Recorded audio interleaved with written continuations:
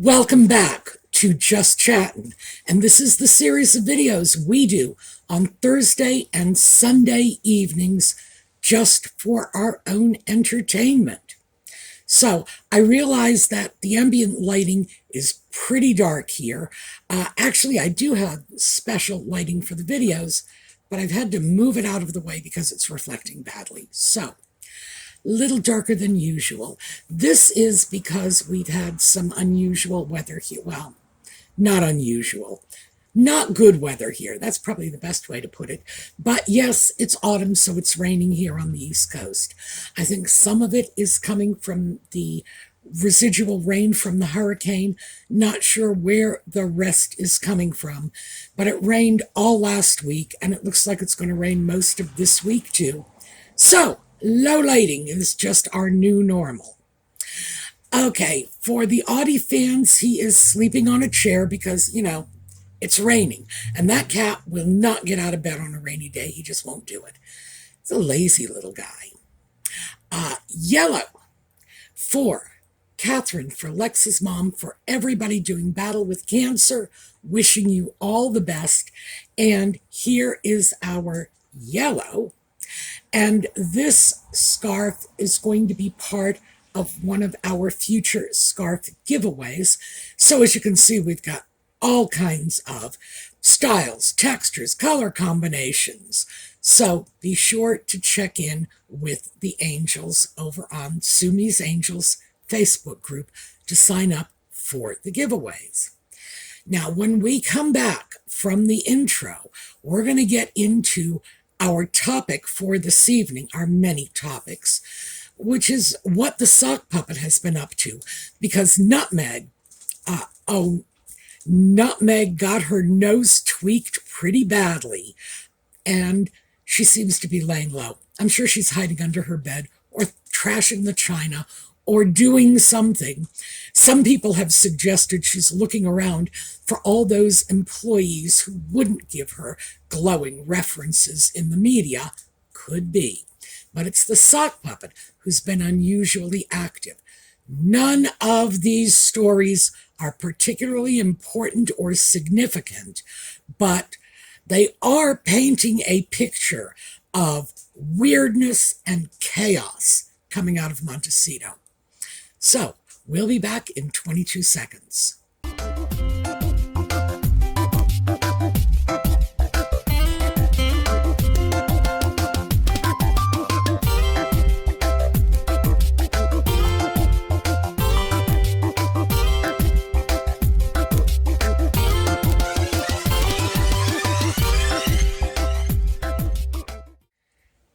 Okay, so I thought we would bring our friend the sock puppet out. This is my new revised sock puppet. The cat chewed my old sock puppet. I used to think it was just Nutmeg he didn't like, but pretty sure it's Harry too. All right, yes, the sock puppet has been doing his usual sock puppety stuff. So I'm shoving you back in the box. I can't deal with you today.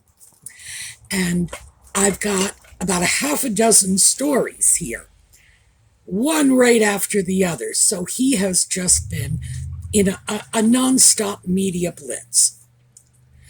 Let's start with his new polo show.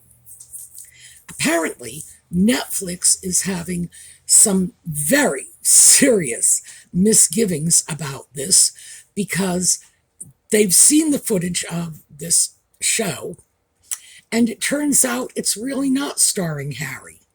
Wonder why.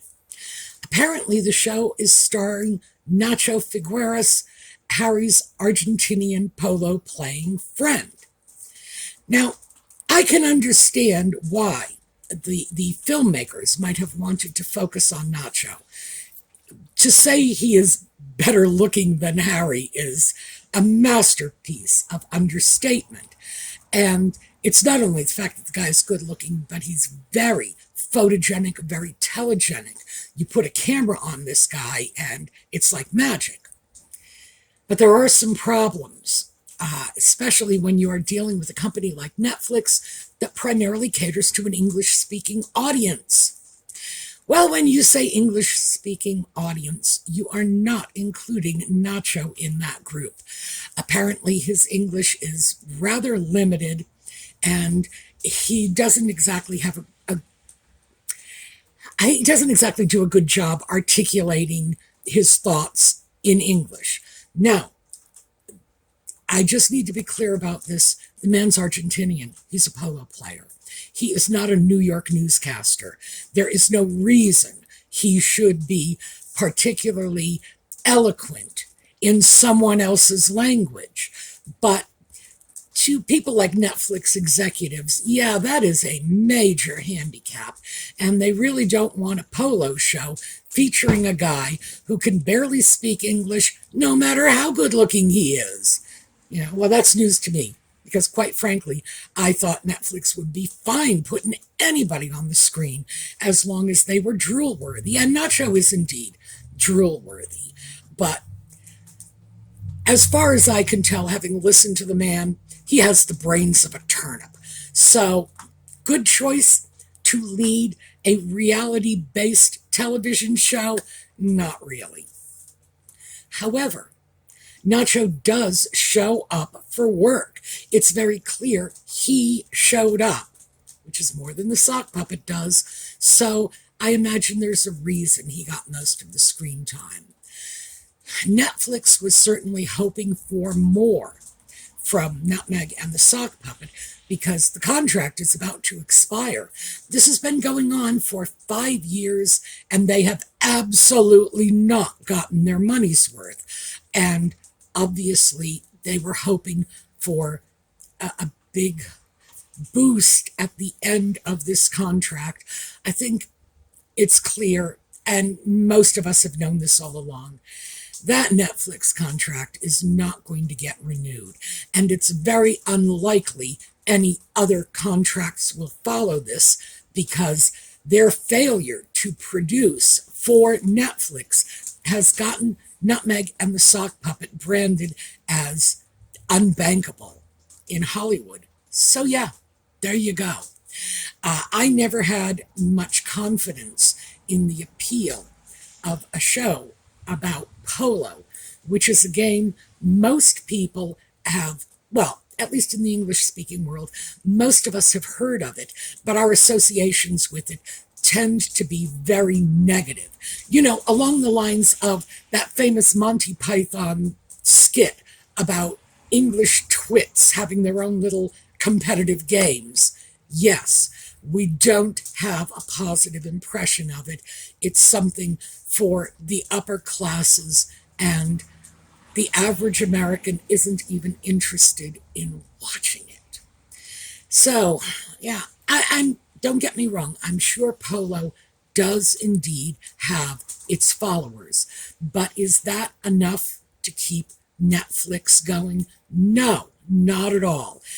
So I guess it all boils down to a question of taste.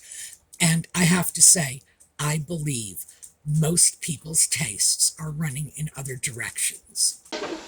For those who like that sort of thing, that is the sort of thing they like. You may sit down, Emily. And that was just a quick little tribute to the late Dame Maggie Smith.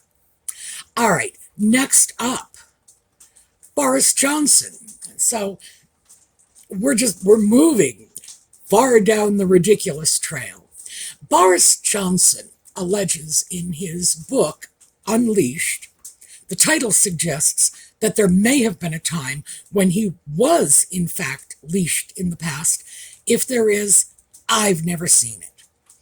So Boris Johnson is saying the Buckingham Palace asked him to have a manly pep talk with the sock puppet before he left the UK, apparently hoping to induce him to stay. Well, yeah, the palace is denying this, first of all. I would have to say, if they did indeed want this to take place, it was a bizarre and ridiculous plan. I know nothing about Boris Johnson's politics. I just know what his public image is, and that is of someone who flunked out of clown college. So, in that sense, I'm sure he and the sock puppet are just the perfect team, but is this enough to create a bonding moment between them where Boris would sit down and say, Harry, my lad, stay here. And Harry would say, you have made me see the light, Boris. I look at your free-flowing hair and think, oh, I must stay at home. I don't even know where some of this stuff is coming from, but this was actually a headline. By the way, all of these were headlines. They are all listed in the video notes, as always. So from there, we go to an old story. And this is an old story that I have never considered credible, but many people do. And that is that Diana's affair with James Hewitt resulted in Harry. So the evidence indicates that Diana was not involved with Hewitt until the sock puppet was at least 2 or 3 years old. Although, yeah, there was an affair, absolutely. But there was also her relationship with Barry Manakee in between this period. You know, the period at which she decided she was going to step out on Charles, and the period in which she decided it was going to be James Hewitt. It was Barry Manakee. You know, he was there before James was. So there's been no suggestion that Manakee was the sock puppet's father. And a lot of this seems to stem from a rather coincidental resemblance, the superficial resemblance between Hewitt and Harry. And I would say very superficial. You know, they both have red hair, but Hewitt had very, very dark eyes. So who knows? The truth of the matter is, I have no idea who fathered the sock puppet. Diana's track record in terms of fidelity in her marriage is such that I think it would lead any reasonable person to question the paternity, not just of Harry, but of both of her sons. So we need to be fair with this. This is about Diana not being able to keep her knees together. And if you call into question one child, you have to call into question both. So I do obviously believe that William is Charles's son. I see enough of Philip, that's in particular, I see enough of Philip in William to say, yeah. Problem is, I see so much of the Spencers in the sock puppet that I would say it would go either way. So, do I believe this? No. Why is it coming out now? Who knows? Apparently, Diana's hairdresser has decided this would be a good time to spill his guts and tell whatever it is he thinks he knows. And although Diana was very indiscreet with her conversations with all of her support staff, does anybody really believe she was going to go to any of these people and say, yeah, someone else fathered one of my children? Very unlikely. You know, Diana was no rocket scientist, but even she was not that stupid. So, not sure why, but yes, headline news yet again. James Hewitt is declared to have been not in Diana's life at the time the sock puppet was conceived, which I think we all knew. Why is this headline news? No idea. But going from there, People magazine, because we're on Diana. And when we talk about the sock puppet, we have to talk about Diana. The sock puppet is out to maintain the legacy his mother left him on the subject of crusading against landmines. So, yeah, he is going to keep her crusade alive and make this a priority. Well, the sock puppet has never made anything a priority in his life. Partying and drugs, yeah, I will buy that, because he certainly devoted a great deal of time and effort in those directions. Anything else? No. No, he is a slacker who puts in the bare minimum amount of effort he can get away with. So, keeping Diana's legacy alive? No. he keeps Diana's name ever in his mouth because that is his only claim to fame. So is this anything? Do I believe he's going to do something about this? No, he already got the photo op. What does he need to do now? But because he's been in New York making speeches, and he needs to make speeches on interesting topics, and being the sock puppet, those topics must involve his dead mother. We know that. It's landmines this week. Lord only knows what it'll be next week. But that, in a nutshell, is the story. Next up, other side of the pond. Camilla is said to be the prime mover in keeping Charles from meeting with the sock puppet when he goes to the UK, which he is expecting to do shortly. There had been a lot of talk about whether or not Charles would meet with his darling boy, but Charles will be in Scotland, the sock puppet will be in London, and all of this, well, maybe Charles will invite him. Somebody's going to throw out an olive branch, and I swear, if I hear olive branch again, I'm going to scream. That's not happening. There are some very good, publicly acceptable reasons for which Camilla would want to keep the sock puppet away from her husband. Charles's cancer treatment is one of them. The upcoming visit they plan to the Antipodes is another. So yeah, we got two big reasons there. But let's not lose sight of the fact that the sock puppet painted Camilla in a very unflattering light in Spare, and it is reasonable to assume that she is not harboring a great deal of goodwill toward him. Furthermore, Camilla's relationships with Charles's family largely seems to be with people like William and Catherine, and it's pretty clear that if you want to alienate William, all you have to do is mention his brother's name. So, yeah, keeping peace in the broader royal family, which everybody seems to be pushing. It's like they have to just mend their fences and build new bridges, and they've all just got to hug each other and get along. Well, what about the smaller cluster of the royal family, the working royals? That, for the sake of the nation, never mind the family, the sake of the nation must run smoothly.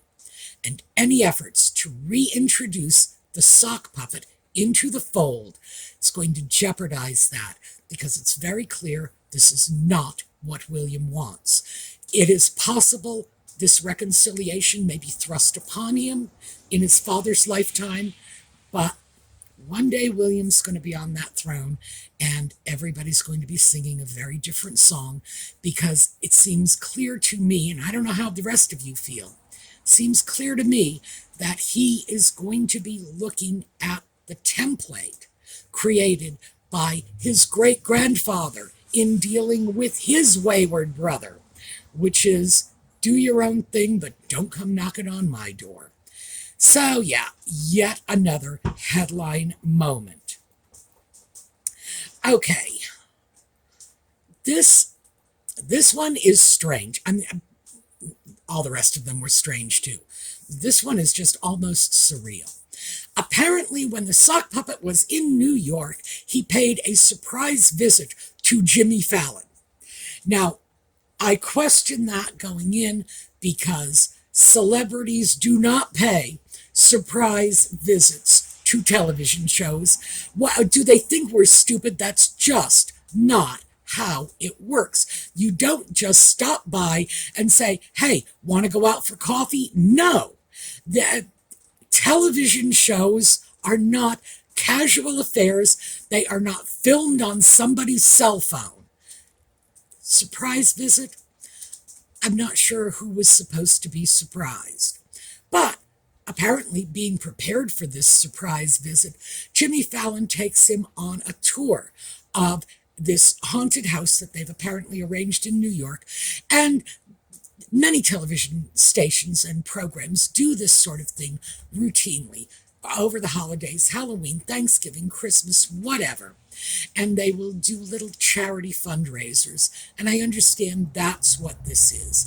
People come in, get scared, or pretend to be scared, and it's all in the name of charity, and it has a celebrity association, and everybody walks away happy. The part that struck me in this, and this should have been the lead on this story, apparently Jimmy Fallon asked the sock puppet if he was easily frightened. Now, if you want to talk about the dumbest question, this man has been married to Nutmeg for 5 years. Apparently, he has even crawled into bed and slept beside her. That is not a man who scares easily. So I will give him props for this. No, Harry, I believe you got some serious testicles there. But did I think he would be surprised by a haunted house after living with his wife? No, not at all. So that just, I don't know, left me reeling. And I don't understand why that would be news in a news publication. But what can I tell you? And the final story, because this is not specifically about the sock puppet. It's about more Nutmeg, but the sock puppet's involved because it's Nutmeg as a boss at Archewell, and the sock puppet's involved in that. So what impacts her in that context will impact him. Interestingly enough, this came out in Newsweek, and it was written by Jack Royston, who used to be one of their chief sycophants. It looks like it's finally occurred to him that the tide is turning. And when Jack Royston is coming after them with knives flashing in the breeze, you got to know that they're done like dinner here in the U.S. So he does an article in which he is talking about all of these employment and workplace grievances people are raising, and says the biggest threat is not the continuation of these allegations of abuse, but the implied threat of a lawsuit. What happens when one of these aggrieved workers takes their complaints to court?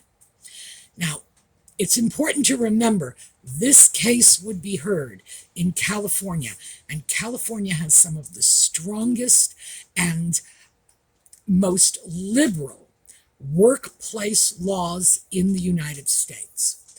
Now, for my friends overseas, workplace laws, we have some federal laws protecting workers, but in general, it's up to the individual states.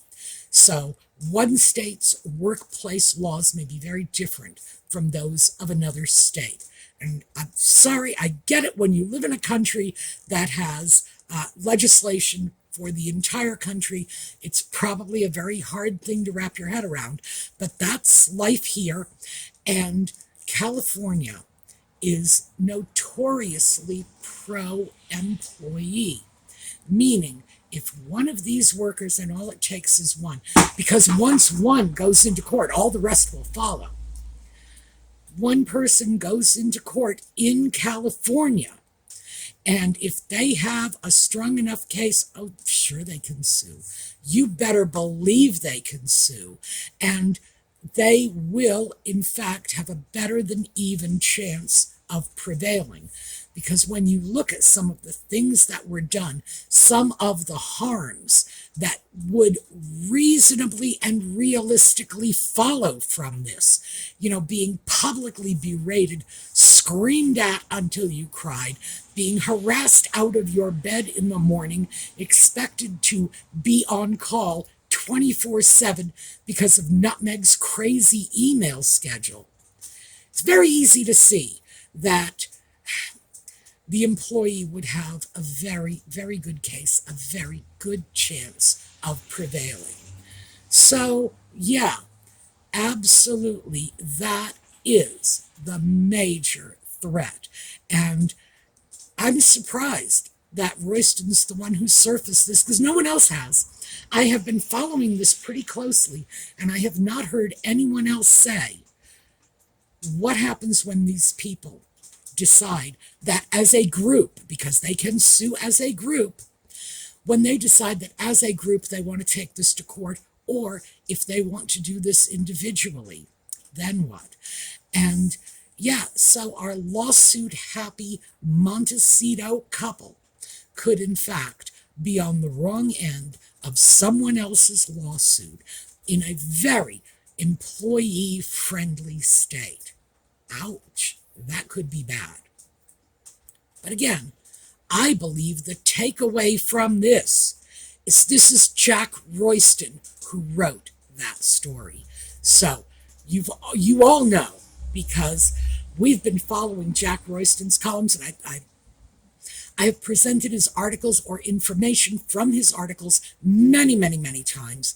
He has been virtually their apologist, their Greek chorus for years now. And now he is hanging them out to dry. His article was absolutely savage. Again, in the video notes. So if you have a few minutes, give it a read. All right, that is what I have for you today. We are going to take a look at a slideshow on the way out. I hope to see you all next time, and in the meanwhile, have a terrific day.